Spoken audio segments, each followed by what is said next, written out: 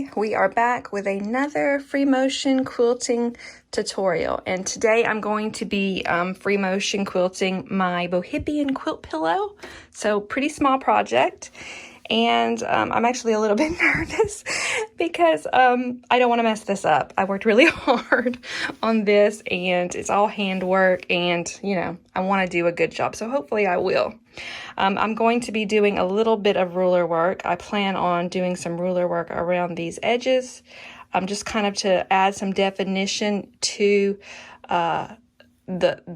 each parts of the flower. So I'm going to be doing the rounds, not these inner lines right here. So I'll do a little ruler work to get started, and then I'm going to just kind of add in some light quilting through here, through here, through here, and then I'll just do willy-nilly free motion this background. For the ruler work, I'm going to be using Slim again. It is a free motion quilting ruler. You can see that it has it's a 1/4 inch thick. And I've got my ruler foot on here so that, you know, it butts up against that ruler nicely, and then that way my ruler doesn't ever get caught up under that needle. So I'll show you how that works. And I am using Polylight by Sulky. I really love the shimmer that is on that thread. I wish it was a little bit thinner, but it doesn't break as much as micro quilter, which is a good thing. I'm quilting on Bernina Q20. This is a long arm, but it's a sit down long arm, so it'll be the same type of work that you'll be able to do on a domestic machine. I just have a little bit more room to work, or a lot more room to work on this machine versus your basic domestic. All right, so let's get started. All right, so here we go. Let me get situated in my chair. I'm gonna start at one of these. I'm gonna start right in the ditch here at this inner hexagon. Put down my needle, bring it back up, and then I'm gonna grab that bottom thread and pull it through. All right. I'm just gonna stitch in place just a smidgen. And then I'm going to take this ruler and butt it up against that foot. All right, and then I'm gonna try to get it parallel with that ditch or that seam, and I'm gonna hold the ruler with both hands as tight against that foot as I can possibly do it. And we're just gonna stitch.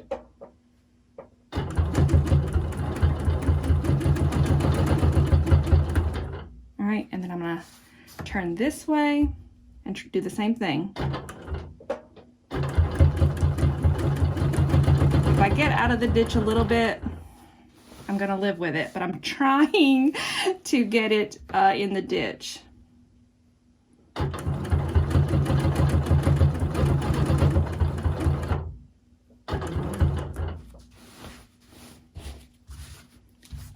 Let me go ahead and cut this thread before we get back there.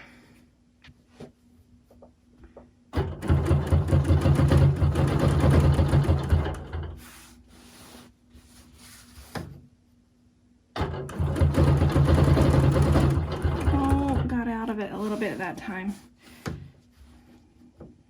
There's a little line on the foot that I'm supposed to line up with the ditch to help with this. All right, so I'm back in the center. I'm gonna put my ruler to the side, and I'm just gonna do a little swirl in this section here.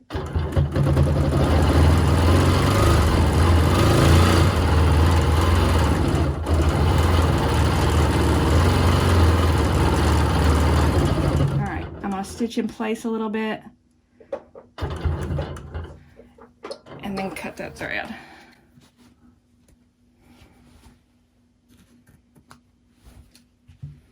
All right, so you can really see the definition that added. Yay, looks good for our first go. All right, I'm gonna pick a spot on this second round, and I'm gonna go into a corner in the ditch again. Put down my needle, bring up my thread, and grab it like that. Put my needle back down.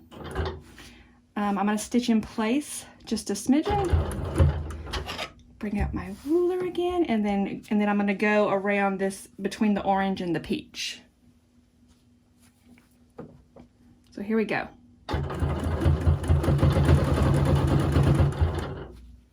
Let me go ahead and cut this thread.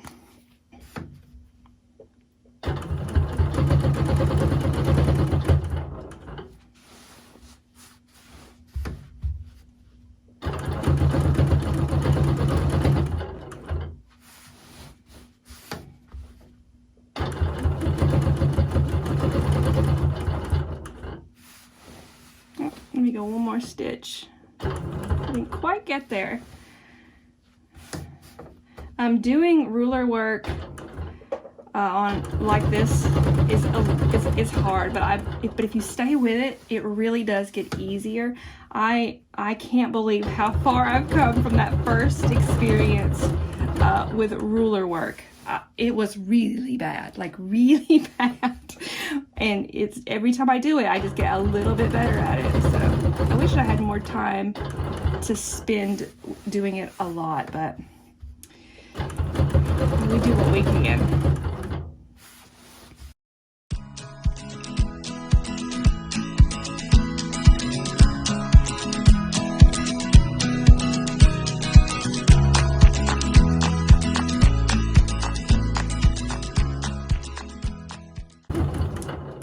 Came off of it a little bit there. I really like this thread. It's strong and it has a shimmer to it that I just really love. All right, last stitch or line of stitches. Stitch in place a little bit, and then I'm going to go ahead and cut my thread and bring. All right, so I'm gonna do my work on this round before I move on to ruler work on the other one. And let me just double check what I had planned.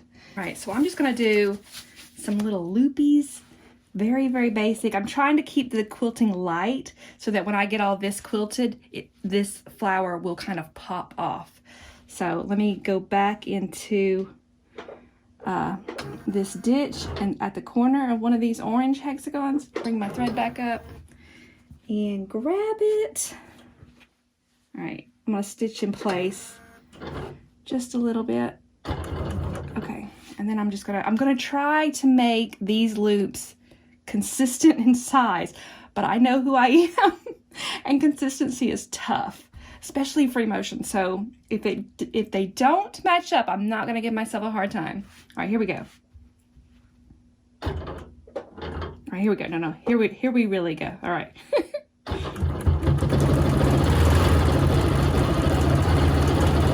All right, get to the corner. Let me cut this thread before it gets in my way. All right, let's see if we can do that again. That was a perfect loop. All right, here we go.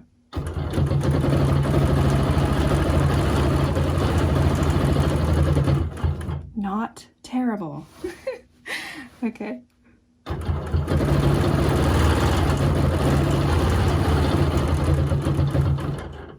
Okay, we're doing it. I mean, they're not perfect. They're not perfectly the same, but they're pretty decent.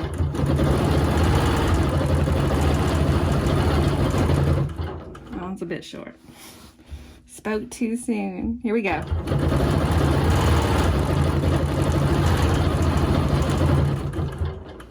Oh, I'm loving it. I'm loving it.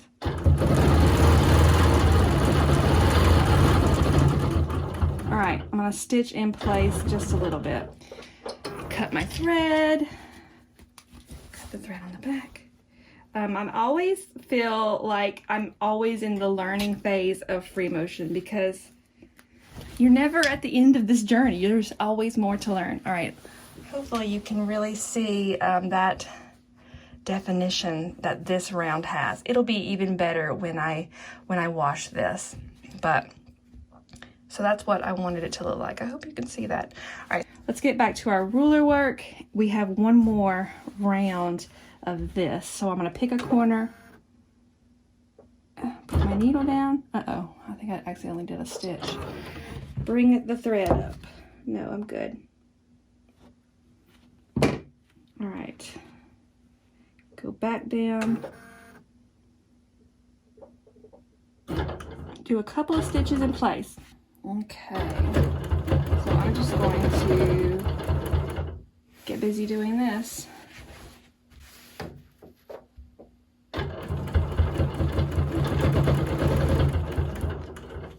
Let me cut this thread.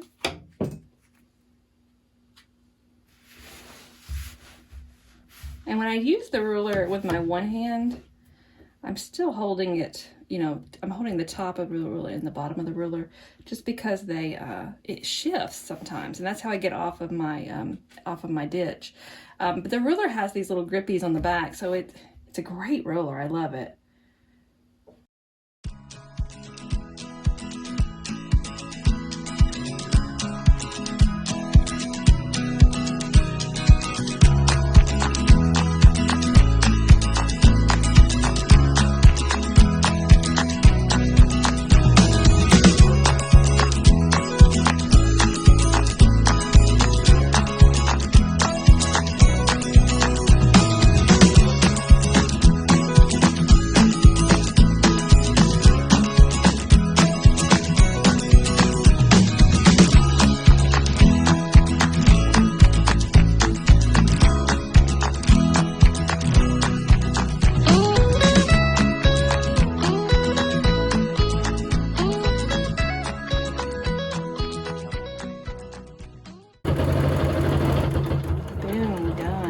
Stitch in place a little bit, and then I'm going to cut this thread because I'm doing a little bit of ruler work outside of the ditch on this next round, and I've never done it before. So I'm a little nervous. I want to make sure I do it right. Let me look at what I've drawn up here one more time. Right. All right, so here's what I'm going to do. I'm going to do this little prism looking thing that I've come up with, and I'm just going to start right here at the corner at the corner between the round 1 and round 2. So drop my needle, pick it back up, and grab that thread. All right, my needle back down, let me stitch in place a little bit. Okay, and I'm going to go back here to this, is this where I'm going? Wait a minute, let me make sure. No, that's wrong. Okay, I'm going to this corner right over here.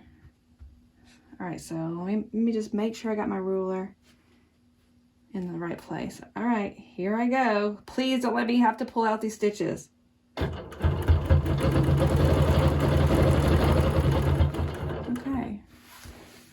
Let me cut this thread. I'm going to do this maneuver all the way around, and then I'm going to do it again in the opposite corners. And when I drew it up, it really did look like a prism. So we'll see. Fingers crossed.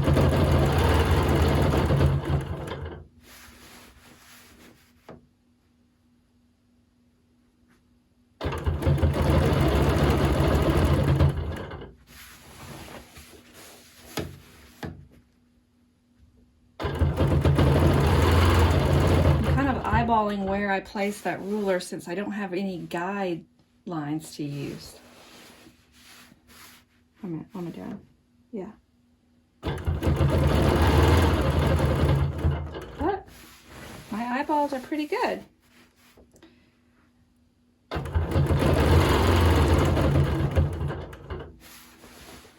Oh, wait.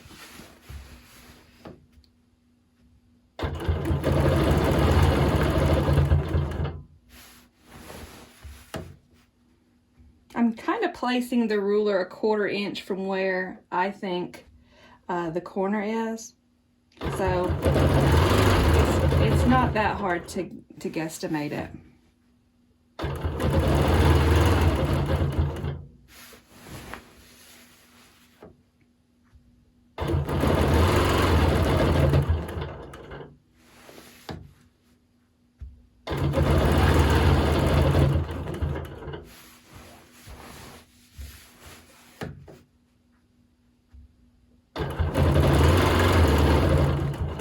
All right, back where we started. And I'm going to get in this ditch right here, and I'm going to go right to this opposite corner over here. Instead of cutting my thread, I'm just going to go right across. All right, and now we're going to do the exact same thing, but we're on the opposite corner. So here we go.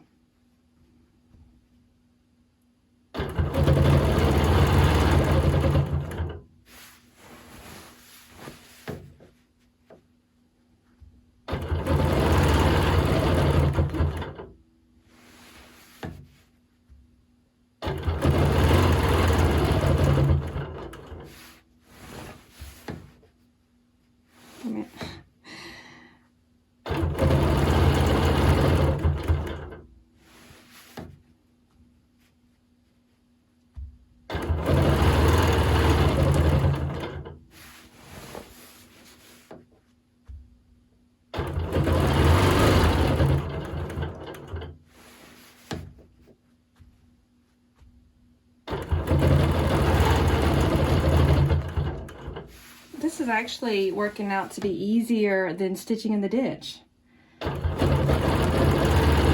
Because if it's not exact, it's kind of hard to tell.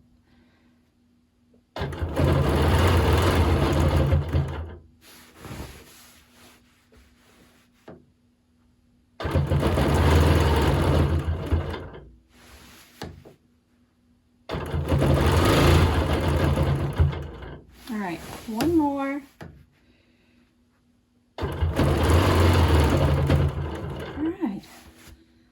Painless, stitch in place, and then grab up your needle, cut the thread. All right, so now I need to put some stitches. I'm not going to stitch along the ditch here because I hand applicate all this, and I think it will mess up my hand look. So I'm not gonna stitch that area, but I am going to put something on these brown hexies. And I'm going to do those loopies again. So let me just start somewhere in one of these corners. These loopies are going to be a little bit different because I've got the hexagons are going to be in a little bit of a different shape, because sometimes they're like this and then sometimes they're like this. So let me bring up my bobbin thread. And then stitch in place a little bit. All right, and then let's try to get the same size loopies as before. Cut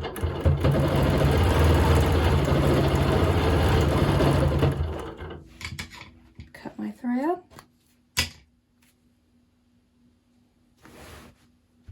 All right, this is a loopy that is different from that one.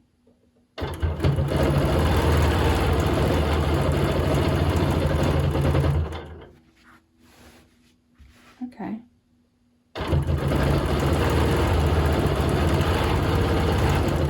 Not bad. All right, tall loopy.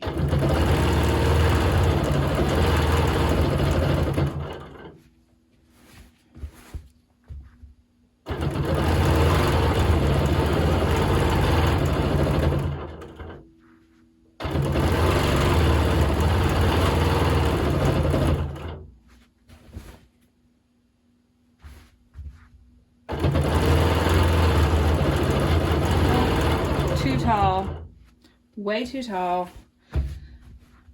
I'm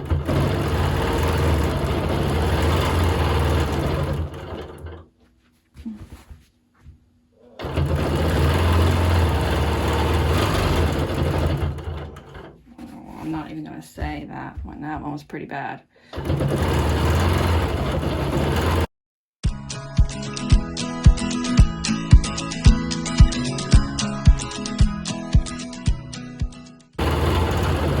I am doing better at consistency than I gave myself credit for.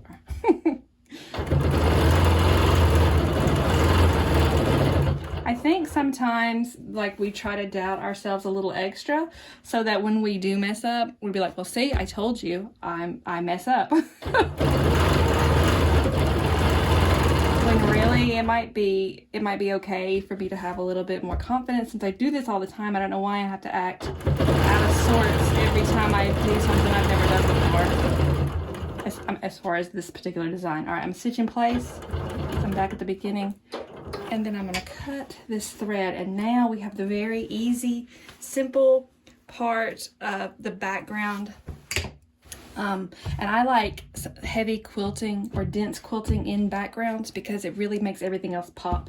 And this is going to be a pillow for my sofa, so I want to do a good job. All right, I'm gonna start here at the corner. Drop my thread, pick up that drop my needle, pick up that bobbin thread, and then put my needle back down. All right, and I'm gonna do whatever comes out. That's what I'm gonna do. So let's start with swirls, or let's start with elongated curls.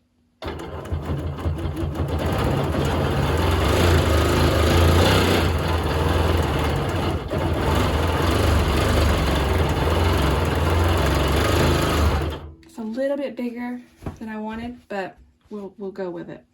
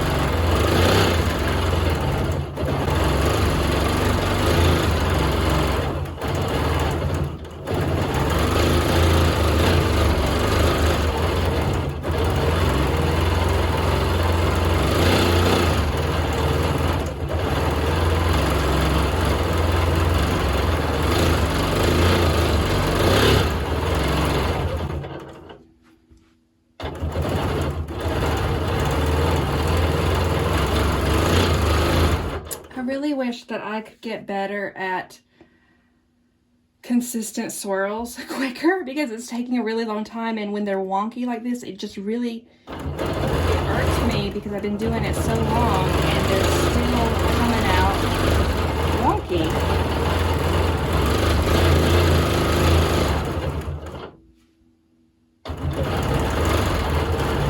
When I say wonky, I mean they're like not perfect shaped, like circular. They're kind of, sometimes they have these little points. And I just really want to get better at that, but it just won't come. All right, let's go here.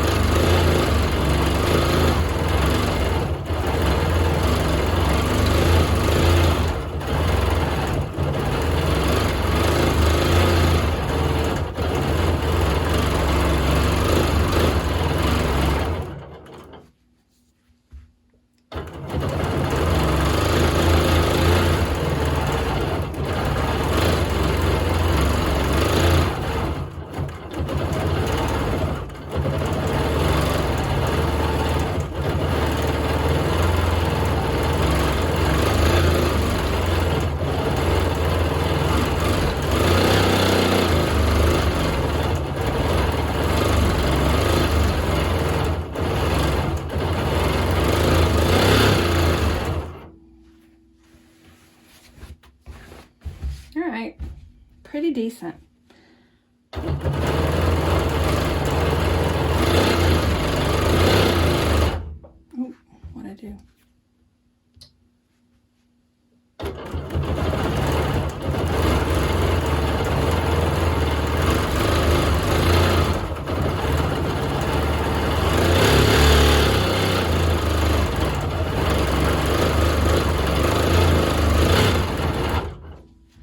that one looks really good. And see how that one is kind of wonky. It's funny how much we nitpick our own work, and then we see somebody else's work, and we're like, oh my gosh, that's so beautiful. And then our own work, uh-oh. It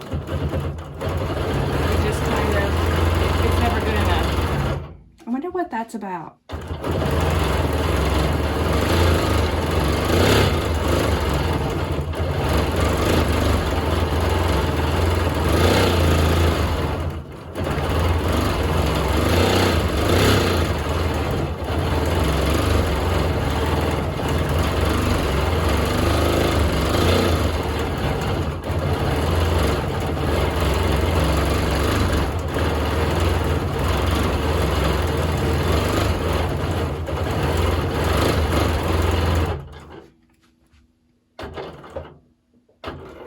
Come on.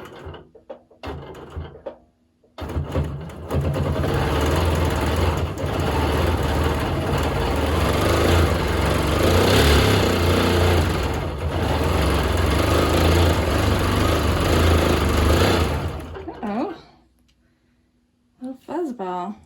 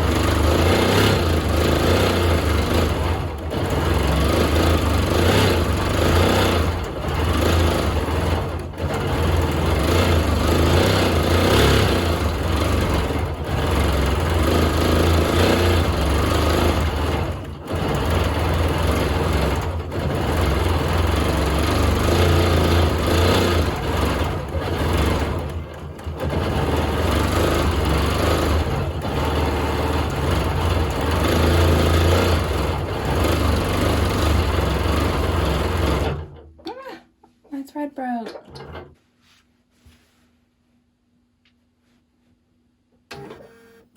So I don't ever bury any kind of threads or anything like that. I just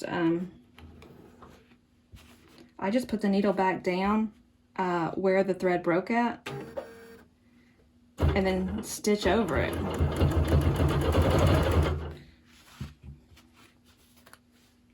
And then cut the thread. Makes it so much easier.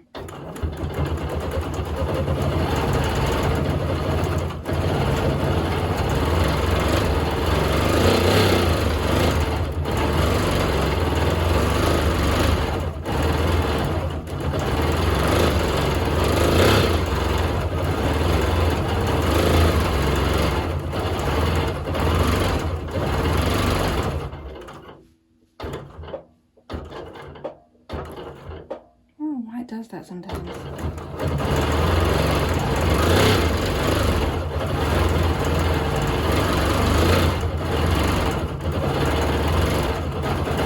All right, that is it. That was easy. All right, hopefully you can see this good. I know I've got a little bit of a shadow in this room, but there it is. And the quilting is so light in this area versus this area. So it really has this poofiness, not poofiness, but you know, just a little bit of a pop. I want to try to show you, see how these circles are pretty nicely round, and then I get one like this. That's what I'm always critiquing myself so hard. I know it's not ugly, but you know, I would really like for them to all to look like that. I guess that can't be expected when, you know, we're using our own hands, and they're human hands, so they're not perfect. But anyway, there's a look at it, and I am very pleased overall. So ta-da! I hope you enjoyed this video. I will come back with a new free motion quilting pretty soon.